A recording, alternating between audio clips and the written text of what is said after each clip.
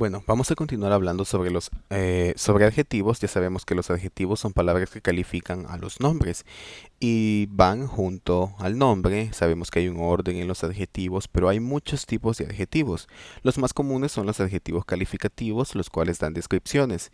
En este caso, vamos a hablar sobre los adjetivos posesivos. Y como su nombre lo indica, posesivo indica posesión. Entonces los adjetivos posesivos nos indican posesión, indican a quién le pertenece el sustantivo o el nombre del cual estamos hablando. En español, nosotros utilizamos los adjetivos posesivos, por ejemplo, mi, su, etcétera, y con eso denotamos posesión. Por ejemplo, mi carro, mi casa, mi cuaderno, mi computadora, mi va a la par de un nombre, si se fijan, mi, adjetivo posesivo y luego un nombre, computadora. Entonces, va a la par de un nombre porque es un adjetivo y da más información sobre el nombre. Da información de a quién pertenece ese objeto o ese nombre. Los adjetivos posesivos en inglés son los siguientes. Y aquí tenemos el adjetivo y la traducción. Tenemos my, me, your, tu o su. Your, porque your significa su de usted o tuyo, digamos. Entonces por eso tiene esos dos. Tu o su. Tu casa, su casa. His, su, pero es un su de él. Es como que es el adjetivo posesivo que indica solo para él. No podemos decir his car si nos referimos al carro de ella, sino que his car es su carro, pero sabemos que se refiere a su carro de él, o sea, de una persona de género masculino o de un objeto cuyo género es masculino. Entonces, su de él, his, her, su de ella. Esa diferenciación no la tenemos en español. Nosotros decimos su casa, su carro y ocupamos su para ambos, no importa si el objeto pertenece a alguien del género femenino o del género masculino. Aquí sí tenemos esa diferencia, pero solo la tenemos para las terceras personas del singular. Es decir, para terceras personas del singular en inglés son he y she. Y it también es tercera persona del singular. Entonces, he significa él, she significa ella, it significa eso, un objeto o incluso puede ser un animal, pero un animal singular. Porque un animal plural, pues ya lo sustituimos por they. Entonces, si tenemos en inglés la diferencia entre el su, que es para él, y el su, que es para ella. Tenemos his, que es en el caso de he, que significa su de él, y decimos his car, su carro. Sabemos que es su carro de él porque utilizamos his en lugar de her. Si decimos her car, sabemos que es su de ella porque estamos ocupando her y ese es el adjetivo posesivo para el que utilizamos para referirnos a ella, para referirnos al pronombre, al sujeto she. Luego tenemos, en el caso de it no va a utilizar ni his ni her, sino que va a ocupar su propio adjetivo posesivo que es its. Its. Su, en este caso, su de eso. Su de eso. Por ejemplo, si tenemos un perro y el perro tiene un hueso para comer, entonces its bone. Su hueso. Its, porque ese its significa su de eso, su de el animal o su de el objeto, que es reemplazado por el pronombre it. Entonces, it's su de eso, su de ello, de una mascota o de un objeto singular, porque si es plural, entonces se sustituye por they, y el adjetivo posesivo para they es their car, su carro de ellos. En este caso puede ser de ellos o de ellas. Con los animales, como les decía, si tenemos varios perros, deja de ser it y se convierte en they. Son ellos. Todos esos perros, todo un conjunto de perritos sería ellos. Entonces ahí vamos a utilizar their bone, su hueso de ellos. Luego tenemos our, que significa nuestro, nuestra, our house, nuestra casa. Luego tenemos your, de nuevo tenemos your en singular y your en plural. Y la diferencia está exactamente en eso. Singular significa su de usted, o sea, tuyo, tu carro, su carro de usted. Y en el otro, your plural, que es para plural, se escribe igual, se pronuncia igual y se traduce igual. Es su también, pero se refiere a su de ellos. Por ejemplo, su carro, pero en este caso, cuando digo su carro y estoy ocupando el your plural, me estoy refiriendo a su carro de ellos. La diferencia en realidad no se puede notar bien porque es igual la palabra, tanto para singular como para plural. El adjetivo posesivo es el mismo. Solo vamos a saber la diferencia por contexto.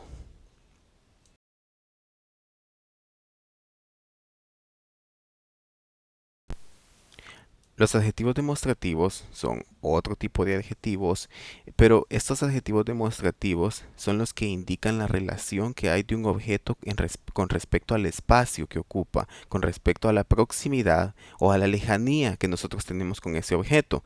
Entonces, en los adjetivos demostrativos tenemos cuatro variaciones que son this, that, these, and those. Hay dos cuya pronunciación es bastante parecida, pero en realidad hay una diferencia en la pronunciación y para traducirlos pues tenemos que saber cuál es el significado de cada uno de ellos. Tenemos adjetivos demostrativos y también tenemos pronombres demostrativos. Pero la diferencia está en que el adjetivo demostrativo va junto al nombre y el pronombre demostrativo sustituye al nombre. Y en las cuatro formas, solo hay que aprendernos cuatro formas y no se distingue entre femenino y masculino como en español. Pero sí la distancia, cuando es lejos, es más o menos lejana, esa diferencia sí la vamos a hacer. Entonces aquí tenemos algunos ejemplos. Por ejemplo, tenemos this armchair is very comfortable. Este sillón, si se fijan, este sillón, this armchair. Armchair, el nombre, sillón, y this significa este. Y está mostrando una relación de cercanía porque este sillón, o sea, este quiere decir que lo tenemos cerca, posiblemente lo estamos tocando o estamos muy cerca de él. Luego tenemos el segundo ejemplo, please sit on that sofa. Por favor, siéntese en ese sofá. That, ese sofá. Aquí no vamos a distinguir si es nombre masculino o femenino, como en español, que en español decimos ese carro, esa casa, esa. Ahí tenemos una diferencia. En inglés no. That funciona tanto si el nombre es masculino como si el nombre es femenino. Y luego tenemos I like these shelves. These es plural y significa por ejemplo, aquí la traducción es me gustan estas estanterías. Entonces, estantería femenino, al traducirlo, sabemos que these, con ese sonido alargado y un poco zumbador, these, significa estos, estas, varias cosas, o sea, plural, pero que está cerca de nosotros. Entonces, por eso decimos estas estanterías. No podemos decir estos estanterías. No concuerda. Entonces tenemos que buscarle un poquito de lógica para traducir. Those tables are very expensive. Those significa esos, esas, plural pero de lejanía. Entonces, those tables, tables significa mesas. Entonces la traducción, como those significa plural de lejanía, sería esas mesas. Esas mesas are very expensive, son muy caras. En este cuadro tenemos la diferencia en el significado. Tenemos singular y plural. Entonces, en singular tenemos this, that, que this significa cerca, that, lejos, y no vamos a hacer diferencia entre género. Luego tenemos plural, this, un sonido más largo, comparado con this, que es el de cerca de singular. Y tenemos también those, que ambos son para varias cosas o varias personas, son para plural. Y these indica cercanía y those indica lejanía. Por ejemplo, si digo those beds, quiere decir esas camas, significa que esas camas están lejos. Y no, como les decía, no vamos a hacer diferencia entre género. La diferencia solo está en número y en cercanía.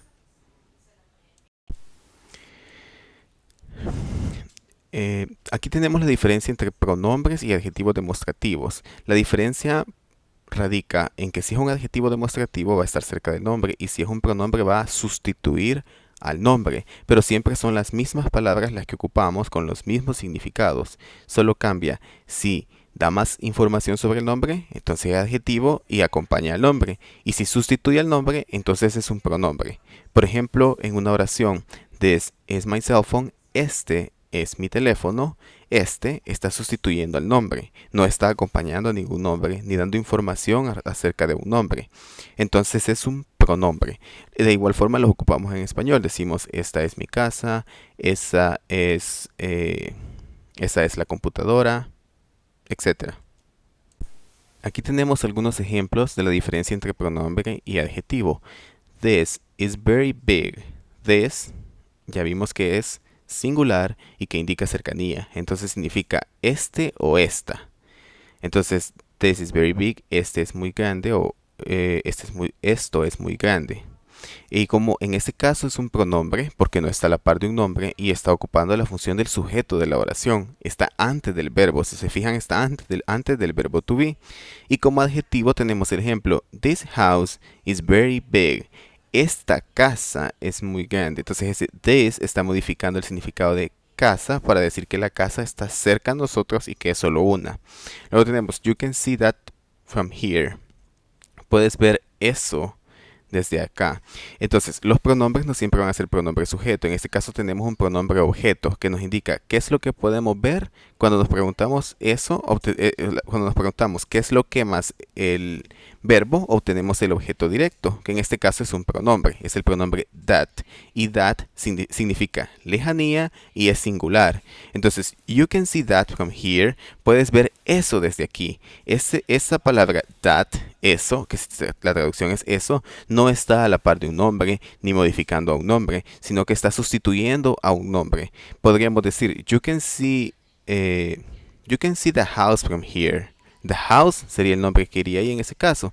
Pero en lugar de decir eso, podemos decir, you can see that from here. Y nos estamos refiriendo a posiblemente a esa misma casa. En el adjetivo tenemos el ejemplo, you can see that castle from here. Si decimos that castle, como that está acompañando a un nombre, entonces ese that se convierte en un adjetivo demostrativo y deja de ser un pronombre. Pronombre sustituye a un nombre. You can see that from here. That, ese es pronombre, no está modificando a ningún nombre y está siendo un objeto directo del verbo. La traducción en el caso de adjetivo, you can see that castle from here. Puedes ver ese castillo desde aquí. Luego tenemos these are expensive. These se refiere a plural y cercano, cercanía. Entonces podemos decir estos, la traducción estos o estas, porque no hacemos diferencia con los adjetivos demostrativos o pronombres demostrativos, no hacemos diferencia entre género.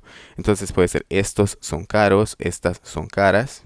Cualquiera de las dos opciones está bien, pero también depende del contexto, porque si decimos these are expensive, no vamos solo, si decimos these are expensive, las personas no van a entender a qué nos estamos refiriendo. Entonces posiblemente en la conversación, es lo seguro, se debió haber mencionado a eso que nos estamos refiriendo para que ambos entiendan de a qué se refieren y así poder continuar con una conversación o continuar con un párrafo. Siempre necesitamos un contexto. En el caso de adjetivo tenemos these glasses are expensive. Estas gafas son caras. Entonces ahí tenemos these a la par del nombre, por lo tanto es un adjetivo demostrativo. Luego, bring me those. Tráeme esos. Those, lejanía, plural. Puede ser tráeme esos o tráeme esas.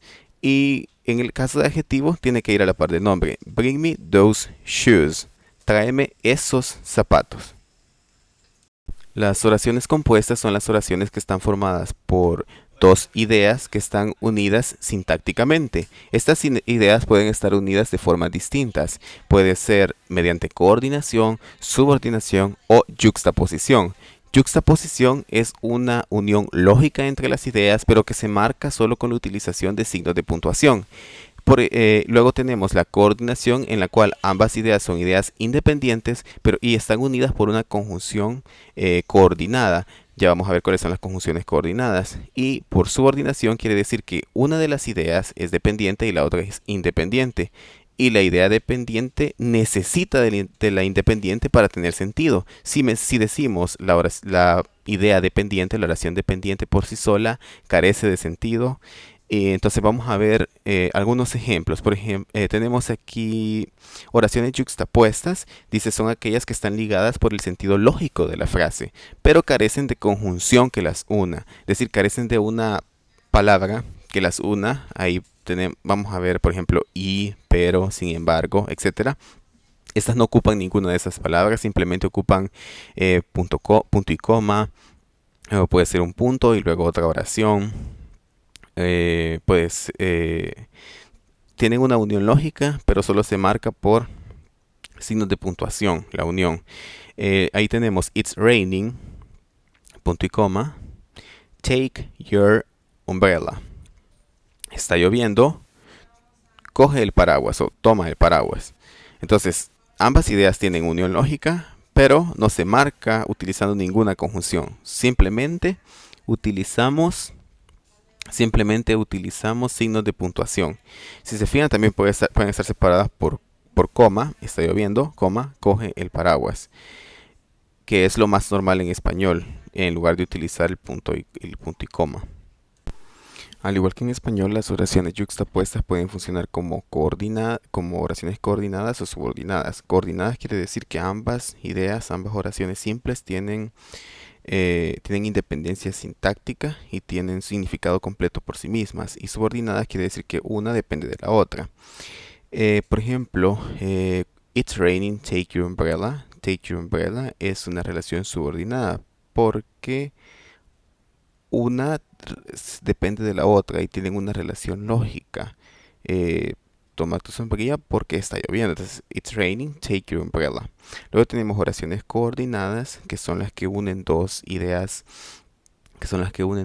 completas por sí mismas. Ellas no necesitan la una de la otra, pero se pueden unir con una conjunción eh, coordinada. Y según sea la naturaleza de la relación expresada por la conjunción coordinante, vamos a tener los siguientes tipos de oraciones coordinadas: copulativas, disyuntivas y adversativas.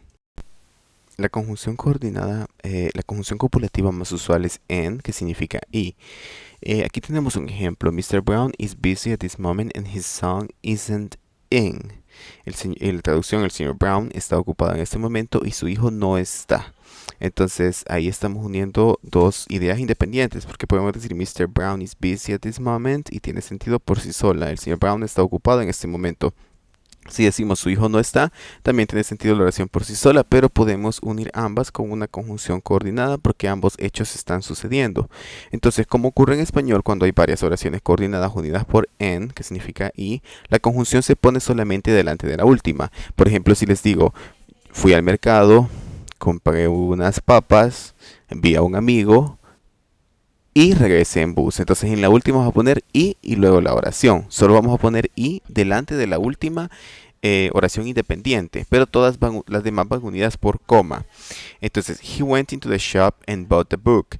Entró en la tienda y compró el libro. Aquí no tenemos muchas oraciones, solo tenemos dos oraciones independientes unidas por la conjunción coordinada, la conjunción copulativa en este caso, porque dentro de las conjunciones coordinadas tenemos varios tipos. Entonces, en, que significa y, es una conjunción copulativa.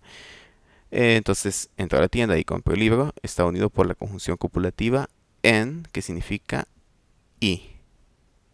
Aquí tenemos ejemplos de conjunciones copulativas. Más ejemplos: tenemos neither, que significa ni, nor, que significa ni, furthermore, que significa además, besides, que significa además, moreover, que también significa además, y likewise, que significa igualmente. Aquí es importante explicar que besides y likewise ambas pueden ser utilizadas al final de la oración, y en este caso las dos oraciones independientes irían separadas por puntuación, pero no es yuxtaposición, siguen siendo conjunciones copulativas. Por ejemplo, he gave a present to the girl, he gave the boy one likewise. Él dio un regalo a la niña, punto y coma, él le dio uno al niño igualmente. Luego tenemos coordinadas disyuntivas, que estas disyuntivas ofrecen una alternativa. Por lo tanto, tenemos como la más común es or, que significa o, es decir, presentan alternativas, esto o esto. Y el ejemplo: you can do it yourself or have it done. Traducción: puedes hacerlo tú mismo o mandar que te lo hagan. Entonces, or indica tiene a ambos lados ideas independientes que son opciones. Tú puedes ir al mercado o comprar en la despensa. A veces en lenguaje de gran precisión, sobre todo escrito, se utilizan ambas, en, pleca, or, que significa y o, dando a entender que pueden ser ambas opciones al mismo tiempo o una de las dos alternativas.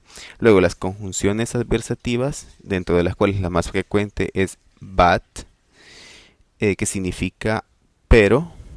Ella indica un contraste. Por ejemplo, it's very good, but it's very expensive. Es muy bueno, pero es muy caro.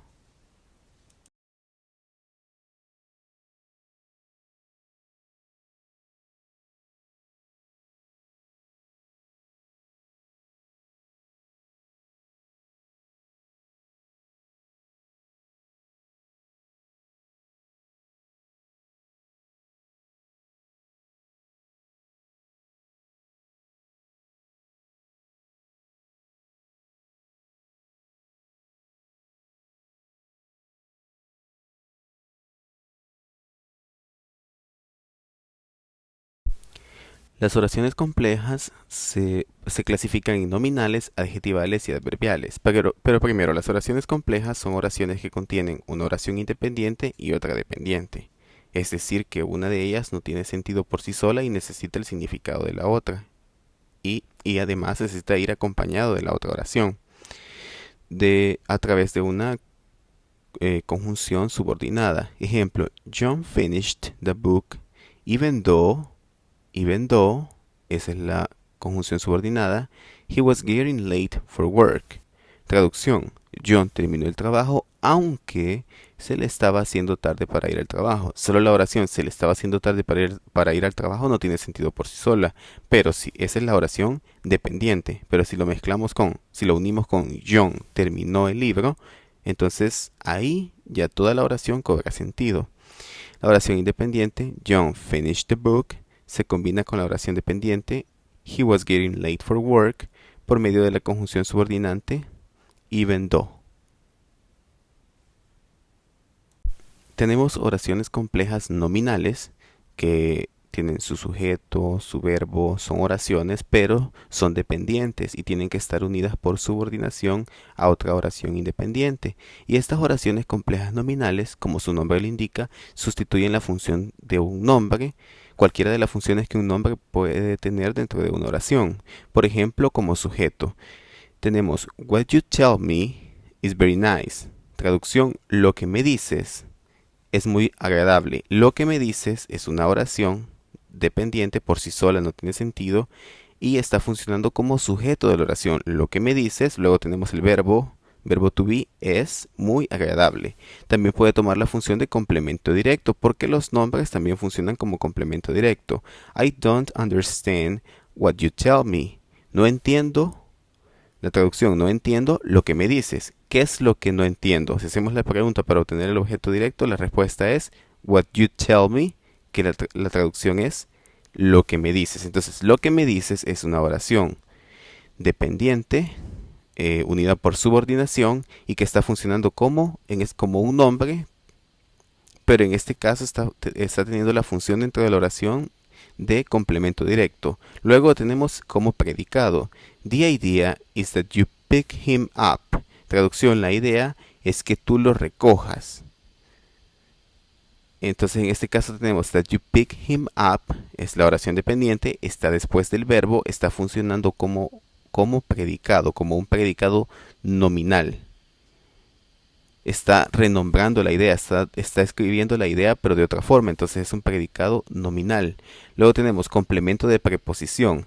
They all laughed at what he said. At es una preposición.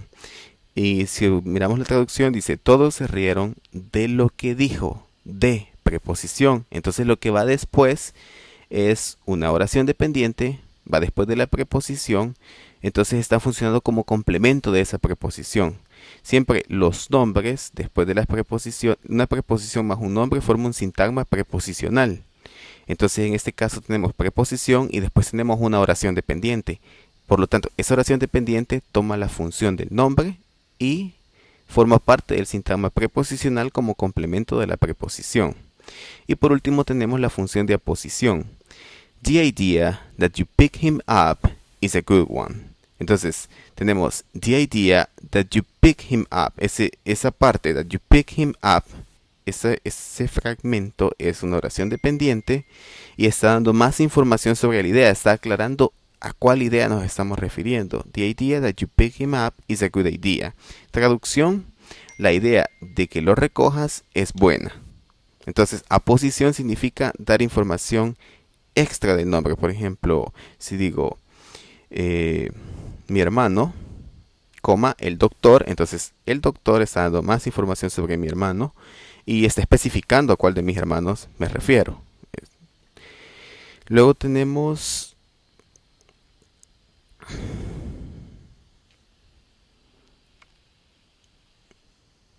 luego tenemos oraciones complejas adjetivales, también son oraciones dependientes y que están unidas por subordinación, pero en este caso la función de ellas es como adjetivos. Y como sabemos, los adjetivos modifican los nombres, dan más información acerca del nombre. Así que tenemos unos ejemplos. This is the car that I like. Este es el carro que me gusta. Entonces, ¿qué me gusta? Está dando más información sobre carro, sobre la palabra carro, sobre el nombre carro. Entonces por eso se considera una oración, o sea, toda es una oración compleja. La unión entre la oración independiente más la oración dependiente. Pero esa oración dependiente se considera que es de carácter adjetival porque está modificando a un nombre. Y la clave para saber si es adjetival es que va a ir a la par del nombre que está modificando. Las oraciones subordinadas adjetivas van introducidas por un pronombre relativo. Entonces, estas llevan como introducción un pronombre relativo. Si es una persona a la cual se refiere o a la cual está calificando, va a llevar el pronombre relativo who, whom, whose. Cualquiera de esos tres pronombres. Si el antecedente es una cosa, entonces se utilizan los pronombres relativos which o what. Cuando el antecedente es un objeto. Which y what, ambos significan, bueno, which significa qué, what significa lo que. Entonces aquí la única diferencia que vamos a hacer es que who, whom, whose para calificar personas, which y what para calificar objetos. Y para personas y cosas se utiliza that. Entonces, para ambos, tanto personas como para cosas, se puede utilizar that, que significa que. Pero para personas lo normal es utilizar who, whom, whose. Y para cosas which, what o that también es bastante frecuente. Luego tenemos las oraciones subordinadas adverbiales de lugar. Estas indican, como su nombre lo dice, un lugar. Son oraciones dependientes que también van unidas por subordinación. Y vienen introducidas por la palabra where, que significa dónde.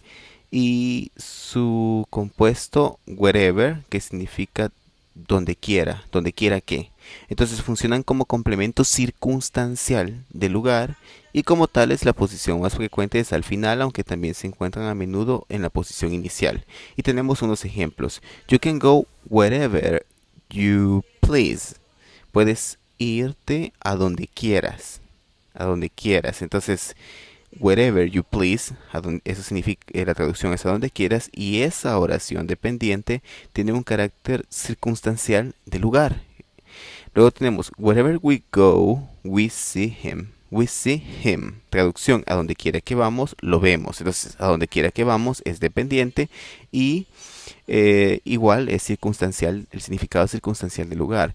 ¿Cuál es la diferencia entre las dos? Es que si va al final de la oración no utilizamos coma, pero si va al principio de la oración la vamos a ver con coma y luego el resto de la oración. E indica un lugar. Siempre van a comenzar por where o por wherever. Estas son las dos opciones para el comienzo de estas oraciones subordinadas adverbiales de lugar. Las oraciones subordinadas adverbiales de tiempo, también están las de tiempo. Estas funcionan como complemento circunstancial pero de tiempo. Y tenemos conjunciones que son más frecuentes para introducir estas oraciones subordinadas de tiempo. Como por ejemplo after, que significa después que, as, que significa cuando o da a entender simultaneidad, before, antes que, once, una vez que, till o until significa hasta que, when, cuando, whenever, no, wherever, wherever está arriba en adverbial de lugar, whenever, porque when significa cuando, whenever significa siempre que, while or whilst, mientras que now, now that, ahora que, as soon as, tan pronto como, since, desde que. Entonces, en las adverbiales de tiempo tenemos como una variedad más amplia de conjunciones que nos van a dar el comienzo de la oración subordinada adverbial de tiempo. Y tenemos un ejemplo. Wait here until I call you. Espera aquí hasta que te llame. Entonces, espera aquí until I call you. Until I call you es la oración subordinada adverbial de tiempo. Y de igual forma puede ir al final de la oración o al principio. Solo que si va al principio de la oración, va la oración subordinada adverbial de tiempo, coma y luego la otra oración. La otra oración que va combinada para formar la oración compuesta.